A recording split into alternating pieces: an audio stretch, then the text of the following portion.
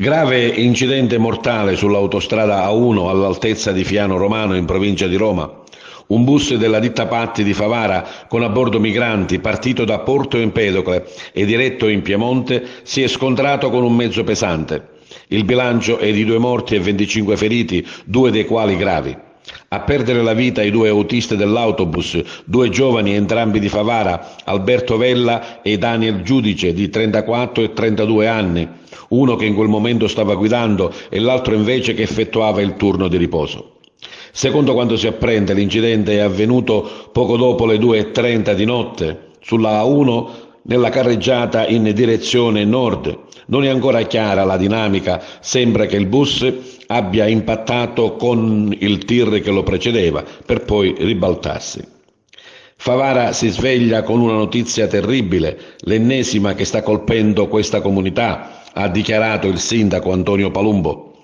2 giovani lavoratori, ragazzi solari, amanti della vita, sono morti stanotte sull'autostrada 1 a bordo del bus che guidavano. La nostra città dovrà dire addio ad Alberto e Daniel.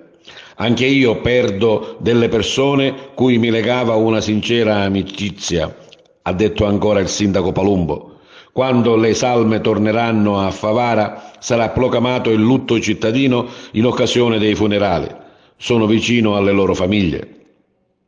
Il Consiglio Comunale di Favara, si legge in una nota a firma della presidente Miriam Mignemi, si stringe al dolore dei familiari di Alberto Vella e Daniel Giudice, 2 giovani molto amati, 2 lavoratori strappati prematuramente alla vita, lasciando un vuoto incolmabile, una gravissima perdita che colpisce tutta la comunità.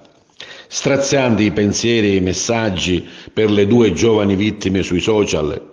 Alberto e Daniel erano molto conosciuti a Favara, entrambi facevano parte del gruppo folcloristico Fabaria Folk ed erano molto impegnati anche nel campo sociale. Alberto Vella faceva da istruttore ai piccoli del Fabaria Folk che iniziavano a muovere i primi passi nella danza folcloristica.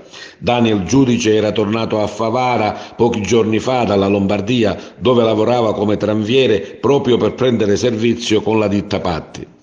Il bus era partito nella giornata di giovedì 14 settembre da Porto Empedocle, unitamente ad altri pullman che fanno la spola dal porto empedoclino, dove arrivano i migranti provenienti dall'hotspot di Lampedusa, per poi essere sistemati in vari centri d'Italia, proprio con autobus su disposizione della prefettura di Agrigento.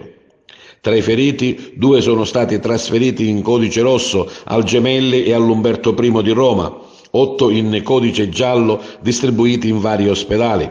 Altri 35 migranti sono stati visitati ma non trasportati in ospedale perché illesi e sono stati quindi affidati alla prefettura.